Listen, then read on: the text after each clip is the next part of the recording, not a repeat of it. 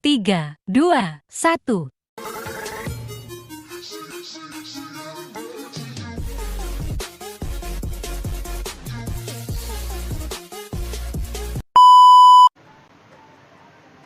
Halo semua, perkenalkan kami dari kelompok 3. Dalam seri ini, kami akan membawakan mini cycle analysis dari material kaca. Pada episode pertama ini, topik yang akan dibahas adalah 5R dan cleaner production. Mengapa sih kita harus tahu tentang 5R dan cleaner production ini? Dalam industri pembuatan kaca, limbah kaca termasuk sampah yang berbahaya kalau sampai masuk ke tempat pembuangan akhir. Akibatnya dapat menimbulkan kebakaran dan sulit untuk diuraikan. Oleh karena itu, dibutuhkan solusi untuk masalah tersebut yaitu cleaner production dan 5R. Apa sih itu cleaner production? Cleaner production atau bisa disebut dengan produksi bersih merupakan suatu strategi pengelolaan lingkungan berkelanjutan yang bersifat preventif dan terpadu dalam rangka meningkatkan efisiensi dan mengurangi risiko dampak kepada manusia maupun lingkungan. Lalu, apa tujuan dari cleaner production ini? Tujuannya adalah untuk memenuhi kebutuhan kita akan produk secara berkelanjutan dengan menggunakan bahan yang dapat diperbarui, bahan tidak berbahaya, dan penggunaan energi secara efisien dengan tetap mempertahankan keanekaragamannya. Prinsip pokok strategi produksi bersih yaitu 5R. Yang pertama adalah rating. Rating merupakan konsep pemikiran yang harus dimiliki pada awal produksi yang mencangkup perubahan pola produksi dan konsumsi pada proses maupun produk yang dihasilkan, yang harus diterapkan dalam pola pikir, sikap, dan tingkah laku dari semua pihak terkait seperti pemerintah, masyarakat, maupun usaha. Yang kedua ada reduce. Reduce merupakan upaya mengurangi limbah atau waste saat produksi. Berikutnya ada reuse. Reuse merupakan upaya pemakaian kembali limbah tanpa reaksi fisika, kimia, maupun biologi. Yang keempat ada recycle. Recycle merupakan upaya mendaur ulang limbah dengan reaksi kimia, fisika, maupun biologi. Dan yang terakhir ada recovery. Recovery merupakan upaya menggunakan ulang limbah yang memiliki nilai ekonomi tinggi dan dipakai kembali ke proses produksi. Mengapa sih perlu adanya cleaner production ini? Alasannya adalah agar dapat menahan peningkatan limbah dari masa ke masa yang dapat merugikan generasi yang akan datang, mengurangi kerusakan alam akibat limbah berbahaya, mendukung produksi lokal maupun regional, serta membangun solidaritas internasional yang akan meningkatkan akuntabilitas perusahaan.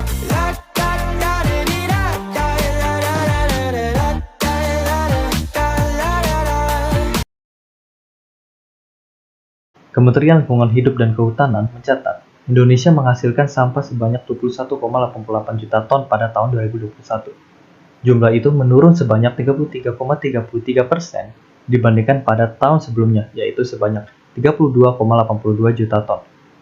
Kondisi tersebut berbeda dengan tahun 2020, yang jumlah sampahnya justru meningkat sebanyak 12,63%. Berdasarkan wilayahnya, Jawa Tengah menjadi provinsi dengan sampah terbesar di Indonesia pada tahun 2021, yakni sebesar 3,65 juta ton. Posisinya disusul oleh Jawa Timur dengan sampah sebanyak 2,64 juta ton. DKI Jakarta berada di posisi ketiga lantaran menyumbang 2,59 juta ton sampah, kemudian sampah yang dihasilkan Jawa Barat sebanyak 2,11 juta ton. Hal ini sangat memprihatinkan bagi generasi yang akan datang. Oleh karena itu, manajemen limbah diperlukan untuk menekankan bahkan mengurangi penambahan limbah yang dihasilkan. Dikarenakan material yang kami bahas adalah kaca, bahan kaca itu sendiri termasuk bahan limbah B3, yaitu bahan berbahaya beracun. Maka pengelolaan limbah kaca sudah diatur di dalam peraturan pemerintah nomor 22 tahun 2021 tentang penyelenggaraan perlindungan dan pengelolaan lingkungan. Strategi minimalisir limbah dapat dimulai dari mengurangi sumber limbah seperti modifikasi proses, mengurangi kemasan, mengupayakan substitusi dengan bahan ramah lingkungan, selanjutnya dengan daur ulang atau penggunaan kembali. Limbah yang sudah dihasilkan dapat dikelola dengan menetralkan limbah serta memulihkan energi atau sumber material dari limbah tersebut. Keuntungan dari strategi tersebut, yaitu limbah yang terbuang atau dihasilkan dapat ditekan seminimal mungkin. Program minimisasi limbah yang sudah diatur di peraturan pemerintah seperti sumber dalam atau sumber injeksi, kolam penyimpanan, dan landfill untuk limbah B3. Hal ini dikarenakan limbah B3 merupakan limbah yang perlu pengawasan dan kontrol yang ketat.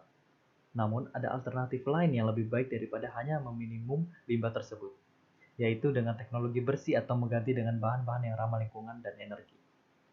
Hal ini dapat berdampak positif, yaitu dengan biaya penanganan dan pembuangan menurun, dan kepuasan masyarakat akan meningkat.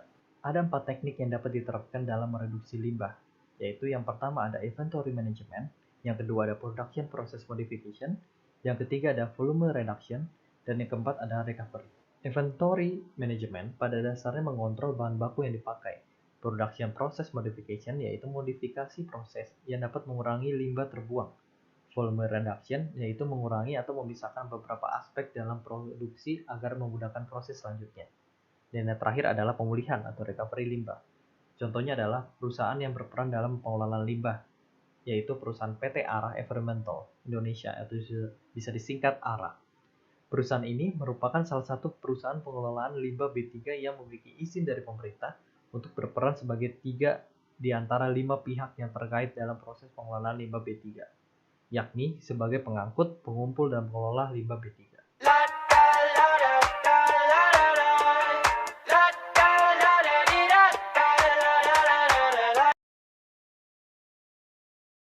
Saat ini, dunia sedang marak membahas jejak karbon. Ada yang sudah tahu apa itu jejak karbon atau belum mengetahuinya sama sekali? Jejak karbon juga dikenal dengan istilah carbon footprint. Apa sih itu jejak karbon? Jejak karbon adalah jumlah karbon atau gas emisi yang dihasilkan dari berbagai kegiatan atau aktivitas manusia pada kurun waktu tertentu. Jejak karbon yang kita hasilkan akan memberikan dampak yang negatif bagi kehidupan kita di bumi, seperti kekeringan dan berkurangnya sumber air bersih, timbul cuaca ekstrim dan bencana alam, perubahan produksi rantai makanan, dan berbagai kerusakan alam lainnya. Lalu apa sih penyebab jejak karbon? Penyebab jejak karbon yang pertama adalah penggunaan kendaraan. Kendaraan yang menggunakan bahan bakar fosil seperti bensin, solar, atau gas akan menghasilkan jejak karbon dari proses pembakaran bahan bakar tersebut. Berpergian menggunakan kendaraan pribadi artinya kita berkontribusi untuk menghasilkan lebih banyak gas emisi CO2. Yang kedua ada penggunaan energi listrik dan air. Penggunaan energi listrik untuk keperluan sehari-hari misalnya seperti TV, AC, lampu, kulkas, mesin cuci, microwave, dan berbagai peralatan listrik lainnya dapat menghasilkan gas emisi yang berasal dari pembakaran bahan fosil pada pembangkit listrik. Dan yang terakhir, konsumsi makanan. Makanan yang kita konsumsi juga menjadi salah satu sumber gas emisi, terutama jika makanan tersebut berpotensi menjadi gunungan sampah, mulai dari ekstraksi, bahan baku, proses produksi, proses distribusi, hingga barang tersebut sampai di tangan kita. Kaca merupakan salah satu produk yang dihasilkan oleh industri rumahan maupun industri besar. Proses pembuatan kaca dilakukan dalam 5 tahap, yaitu pencampuran bahan baku, peleburan kaca, pembentukan kaca, pemotongan kaca, dan pengepakan kaca. Proses ini menghasilkan karbon yang dihasilkan dari pembakaran maupun sumber energi yang dipakai. Tercatat sumber CO2 terbesar di Amerika Serikat sebesar 21% berasal dari industri ini. Angka ini cukup besar untuk jejak karbon yang dihasilkan. Semakin tinggi jejak karbon yang kita hasilkan, semakin tinggi pula dampak negatif yang diberikan terhadap bumi kita. Jejak karbon menyebabkan kenaikan suhu bumi yang sangat ekstrim yang dapat menimbulkan badai tropis serta berbagai bencana alam seperti banjir atau kekeringan. Perubahan iklim disebabkan oleh jejak karbon juga menimbulkan perubahan produksi rantai makanan. Beberapa pertumbuhan tanaman sulit untuk tumbuh dengan baik, misalnya saja pada suatu daerah yang biasanya memproduksi padi. Tetapi karena perubahan iklim semakin panas, daerah tersebut tidak bisa lagi memproduksi beras. Jejak karbon juga berpengaruh terhadap kesehatan tubuh kita, misalnya penyebaran penyakit menular seperti malaria. Hal ini disebabkan oleh semakin luasnya pergeseran wilayah tropis ke wilayah subtropis. Berbagai penyakit tropis juga akan menyebar di berbagai daerah. Jejak karbon juga mengakibatkan rusaknya ekosistem laut. Semakin banyak gas emisi yang diserap oleh laut, maka akan menyebabkan kadar asam semakin tinggi dan merusak berbagai ekosistem laut, seperti berbagai hewan laut yang sulit untuk bertahan hidup. Selanjutnya, kenaikan suhu bumi yang disebabkan oleh semakin tinggi jejak karbon juga mengakibatkan lapisan es di kutub semakin menipis. Hal ini menyebabkan ekosistem di kutub menjadi terganggu dan naiknya permukaan laut. Dampak jejak karbon selanjutnya adalah berkurangnya kadar air bersih di bumi. Hal ini disebabkan oleh semakin tinggi jejak karbon dan berpotensi membuat suhu bumi meningkat dan naiknya permukaan air laut. Nah, setelah mengetahui dampak dari jejak karbon tadi, kira-kira menurut kalian berbahaya atau tidak sih? Jejak karbon itu tentunya sangat berbahaya dan merusak bumi kan? Pada bagian ini kita akan belajar bagaimana cara mengurangi jejak karbon. Salah satu cara yang bisa kamu lakukan yaitu merubah gaya hidup zero waste. Apa yang bisa dilakukan? Yang pertama, kurangi mengonsumsi bahan makanan import dan mulai menggunakan makanan lokal. Kedua, bawa tas belanjaan sendiri ketika ingin berbelanja. Ketiga, perbanyak makanan sayur dan buah. Keempat, mengurangi konsumsi makanan dengan jejak karbon yang tinggi, misalnya daging atau kopi. Dan yang terakhir, jangan menebang pohon sembarangan dan mulailah menanam pohon untuk sebagai penghasil oksigen. Pada video kali ini, kita akan membahas tentang LCA pada material glass float. Pertama-tama, apa itu LCA? LCA merupakan metode untuk mengevaluasi input, output, dan potensi dampak lingkungan pada daur hidup suatu sistem produk. Kalian tahu apa produk yang akan kita bahas pada LCA kali ini? Ya, float glass. Float glass atau kaca float merupakan kaca biasa yang kini banyak diproduksi dan digunakan dalam kehidupan sehari-hari dan sering disebut juga sebagai kaca jendela. Float glass merupakan kaca yang diproduksi dengan menggunakan proses peleburan, di mana komposisi kaca daur ulang seperti pasir silika, kapur, kalium, dan soda dilebur dalam tungku hingga mengepung ke lapisan timah yang cair. Kalian tahu kenapa kita membahas float glass? Apa sih latar belakangnya? Dari data statistik yang kita dapatkan, bahwa 26 kota besar di Indonesia menghasilkan setidaknya 38,5 juta ton per tahun limbah. Dan dari jumlah tersebut, 0,7 juta ton sampah itu merupakan sampah dari limbah kaca. Dari data tersebut, diketahui bahwa pemanfaatan limbah kaca di Indonesia belum maksimal dilakukan. Lalu, apa sih goal kita dalam membuat LCA float glass? Tujuan kita adalah untuk mengetahui bagaimana mengatasi masalah lingkungan yang disebabkan oleh produksi float glass, serta meningkatkan kinerja lingkungan dari pembuatan float glass. Jika kita membahas float glass, itu pasti terlalu luas. Kita akan perkecil ruang lingkupnya, sehingga kita mengambil berupa kegiatan yang terjadi di industri float glass, serta kegiatan yang dilakukan berupa pengolahan bahan baku dan pengolahan limbah. Pemanfaatan produk dilakukan oleh konsumen di sekitar lokasi industri, sehingga penilaian daur hidup produk samping dilakukan hingga proses pembekuan. Begitulah bahasan pada video kali ini. Pada video selanjutnya kita akan membahas tentang analisis inventory. Sampai jumpa. Halo semua, kembali lagi pada kelompok 3. Pada video sebelumnya, kita sudah membahas tentang pengertian, goal, dan scope dari LCA. Dan pada video kali ini, kita akan membahas tentang LCA inventory. Sebelum masuk lebih lanjut, apa sih itu analisis inventory? Analisis inventory merupakan sebuah proses menghitung kebutuhan energi, bahan baku, emisi atmosfer, limbah cair, limbah padat, serta keluaran lain dari suatu kegiatan produksi, proses, atau aktivitas. Dari pengertian tadi, mengapa analisis inventory ini sangat dibutuhkan? Tahapan analisis inventory ini sangat dibutuhkan karena di dalamnya terdapat basis data untuk mengevaluasi dampak yang dihasilkan serta potensi perubahannya. Setelah membahas pengertian dan pentingnya analisis inventory, sekarang kita akan masuk dengan proses produksi kaca float. Proses produksi float glass dimulai dari pencampuran bahan baku. Bahan atau material yang dibutuhkan dalam pembuatan kaca float ini dicampurkan ke dalam alat mixing. Selanjutnya, bahan yang sudah tercampur akan dilebur dengan proses endothermic sehingga berubah wujud. Proses selanjutnya, kaca yang sudah dimolten atau dilebur akan dibentuk menjadi lembaran-lembaran dikarenakan kaca yang sudah dimolten membentuk sifatnya yang elastis. Dan proses selanjutnya adalah pendinginan. Kaca yang sudah dibentuk didinginkan dengan udara bertekanan sehingga prosesnya menjadi lebih cepat. Ketika kaca sudah dingin, dilakukanlah proses pemotongan. Dalam proses ini disemprotkan sejumlah senyawa kimiawi agar meminimalisir reaksi antar kaca, lalu dipotong sesuai ukuran yang diinginkan. Dan terakhir, proses pengemasannya yang akan dikirim ke konsumen. Inventory dari produksi kaca itu sendiri adalah dari proses pencampuran bahan baku tersebut. Pembuatan 1 kg kaca float ini membutuhkan sejumlah material yang kita tampilkan dalam tabel berikut. Bisa dilihat, material yang digunakan adalah pasir, nitrogen, oksigen, hidrogen, dan lain-lain. Bisa dilihat, energi yang kita butuhkan dalam proses pembuatan ini adalah sebesar 6,1 mJ, dan air sebesar 1,44 kg. Pada proses produksi float glass sebesar 1 kg menghasilkan emisi karbon dioksida sebesar 0,7 kg, karbon monoksida, sulfur dioksida, sulfur trioksida yang bisa kalian lihat dalam tabel berikut. Selain itu juga ada limbah yang dibuang selama proses produksi. Berikut penjelasan dari kelompok kami tentang analisis evaporatori pada proses pembuatan float glass. Pada video selanjutnya, kita akan membahas tentang impact dari analisis evaporatori. Terima kasih telah menonton, jangan lupa subscribe, like, dan komen, dan share.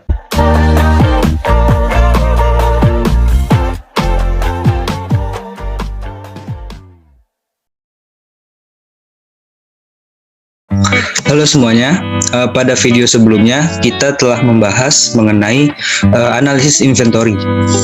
Untuk pembahasan selanjutnya kita akan membahas mengenai impact dan interpretasi. Pendahuluan, data life cycle inventory terdiri dari total input dan output produk sistem, misalnya emisi karbon dioksida. Sementara LCIA menggunakan data LCI untuk menilai dampak seperti potensi pemanasan global. Metodologi penilaian dampak siklus hidup digunakan untuk bagian LCIA. Mengenai itu, hasil kajian mengacu pada kategori dampak sebagai berikut: potensi pemanasan global, permintaan energi primer, potensi eutrofikasi, potensi pengasaman, dan potensi penciptaan ozon fotokimia. Potensi pemanasan global adalah ukuran emisi gas rumah kaca seperti karbon dioksida dan metana. Emisi ini menyebabkan peningkatan penyerapan radiasi yang dipancarkan oleh bumi, memperbesar efek rumah kaca alami. PPG adalah diukur dalam kilogram setara karbon dioksida pada rentang waktu 100 tahun. Gambar di samping menunjukkan bahwa total nilai PPG sebesar 1,23 kg karbon dioksida ekuivalen per 1 kg kaca float dengan kontribusi 16% dari sumber energi, 27% dari batch produksi bahan, dan 57% dari produksi di tempat. Gambar di samping menunjukkan bahwa emisi utama ke udara yang berkontribusi PPG, di mana karbon dioksida berada emisi utama dengan 95% dan jumlah semua emisi lainnya dengan 5% dari total.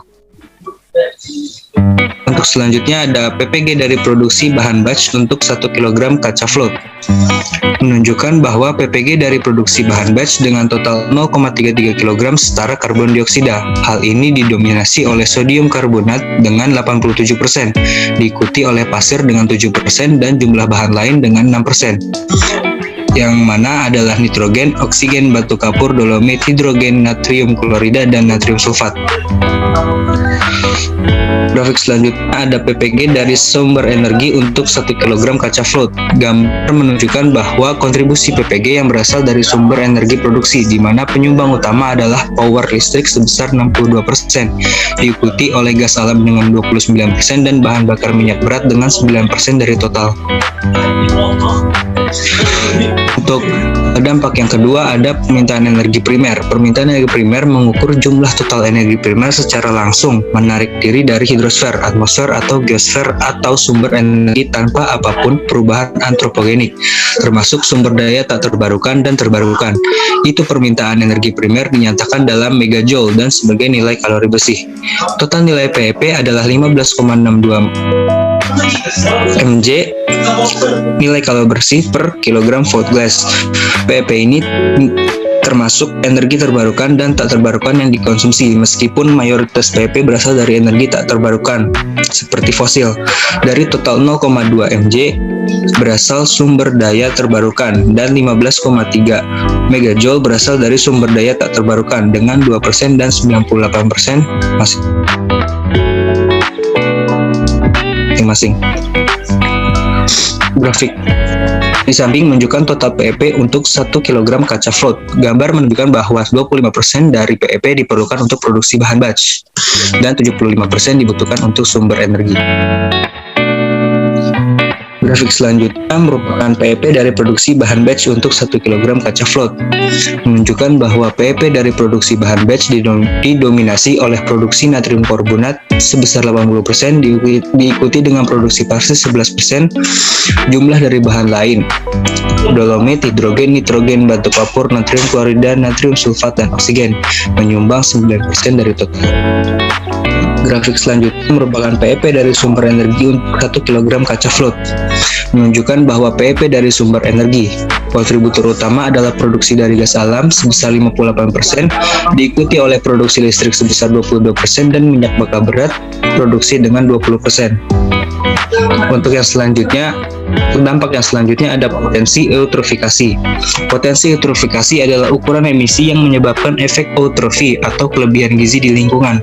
Padahal kategori dampak yang digunakan adalah indikasi dampak bagi sistem darat dan air.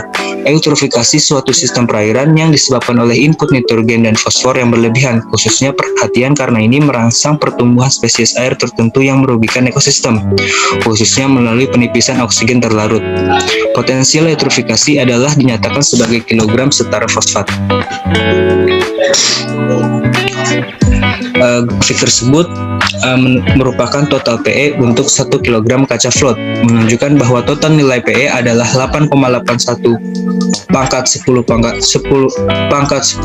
pangkat min 4 kg fosfat setara per kilogram kaca float. Produksi kaca float di tempat memberikan kontribusi sebesar 67%, sisa dari dampak berasal dari produk bahan batch sebesar 28% dan sumber energi sebesar 6%. Untuk grafik selanjutnya menunjukkan total emisi kontribusi utama PE untuk 1 kg kaca float. Menunjukkan bahwa terdapat kontribusi emisi yang berbeda untuk PE, diantaranya nitrogen oksida mendominasi dengan 76%, diikuti dengan amonia dengan 12% dan amonium dengan 6%, sedangkan jumlah emisi lainnya mencapai 6%. Grafik selanjutnya merupakan PE dari produksi bahan batch untuk 1 kg kaca float. Menunjukkan bahwa kontribusi penyumbang utama adalah natrium karbonat dengan 94%, diikuti oleh pasir dengan 4% dan jumlah bahan lainnya sebesar 2%. Untuk grafik selanjutnya adalah EP dari sumber energi per 1 kg float gas, menunjukkan bahwa kontribusi dari sumber energi untuk PE terutama datang dari pembangkit listrik, yaitu sebesar 58%, diikuti oleh gas alam sebesar 28% dan minyak bakar berat sebesar 14%. Untuk dampak selanjutnya merupakan potensi pengasaman. Seperti yang didefinisikan oleh CML Belanda adalah ukuran emisi yang menyebabkan efek pengasaman terhadap lingkungan. Grafik ini merupakan total PP per 1 kg float gas, menunjukkan bahwa total nilai PP sebesar 8,61 kali 10 pangkat min 3 setara dengan sulfur dioksida per 1 kg kaca float. Produksi di tempat memberikan kontribusi sebesar 69%, diikuti oleh produksi bahan batch dengan 18% dan sumber energi dengan 13%. Untuk grafis selanjutnya merupakan total emisi penyumbang utama AP per 1 kg float gas, menunjukkan bahwa kontribusi PP sulfur dioksida merupakan yang terbesar dengan 47%, diikuti oleh nitrogen dioksida sebesar 42%, amonia sebesar 7%, dan jumlah lainnya sebesar 5%. Untuk grafik selanjutnya merupakan PP dari produksi bahan per 1 kg float gas, menunjukkan PP yang terkait dengan produksi bahan batch seperti inventaris lainnya dan kategori dampak. Sebagian besar potensi pengasaman dari produksi bahan batch berasal dari natrium karbonat dengan 92%, pasir berkontribusi dengan 5%, pengasaman potensi, dan semua bahan lainnya berkontribusi dengan 3%. Untuk grafik selanjutnya merupakan PP dari sumber energi per 1 kg float, menunjukkan PP dari produksi pembawa energi di mana listrik berkontribusi produksi sebesar 68%, diikuti oleh gas bumi 22% dan minyak bakar berat sebesar 40%. Untuk dampak selanjutnya merupakan potensi penciptaan ozon fotokimia. Potensi penciptaan ozon fotokimia adalah ukuran emisi per prekursor yang berkontribusi terhadap kabut asap di permukaan tanah yang dihasilkan oleh reaksi nitrogen dioksida dan senyawa organik volatil di bawah pengaruh sinar ultraviolet. Itu merupakan potensi penciptaan ozon fotokimia dinyatakan sebagai setara kilogram etena. Grafik ini merupakan total PPOF per 1 kg float gas, menunjukkan total nilai PPOF yaitu setara 4,65 pangkat 10 pangkat min 4 kg etena. Produksi onsite kaca float memiliki kontribusi terbesar menjadi PPOF dengan porsi 56% dan diikuti oleh sumber energi dengan 23% dan produksi bahan batch dengan porsi 21%. Grafik selanjutnya menunjukkan total emisi penyumbang utama PPOF per 1 kg float gas, menunjukkan sebagian besar PPOF berasal dari emisi SO2 dan NO dengan pangsa 42% dan 31% masing-masing. Karbon monoksida 11% dan kelompok NMFOC ke udara 11%. Jumlah dari lainnya hanya menyumbang sebesar 4%. Grafik selanjutnya merupakan PPOF dari produksi bahan batch per 1 kg float gas, menunjukkan kontributor utama dari produksi bahan batch seperti di kategori dampak. Natrium karbonat memberikan kontribusi terbesar dengan 89%, diikuti oleh pasir 6% dan jumlah bahan lainnya sebesar 5%. Grafik selanjutnya ada PPOF dari sumber energi per 1 kg float gas, menunjukkan rincian kontribusi dari sumber energi. Kontribusi dari pembangkit listrik adalah yang tertinggi dengan 44% dari total, diikuti oleh produksi gas alam sebesar 41% dan produksi minyak bahan bakar berat sebesar 15%. Kesimpulan dari dampak life cycle inventory ini merupakan proses produksi terdiri dari input dan output yang didapatkan. Output produk sistem yang didapat misalnya emisi karbon dioksida. Adapun dampak siklus hidup digunakan untuk bagian life cycle analysis, yaitu potensi pemanasan global, permintaan energi primer, potensi eutrofikasi, potensi pengasaman, dan potensi penciptaan ozon fotokimia. Terima kasih. Dengan selesainya dibaca kesimpulan, maka saya akhiri.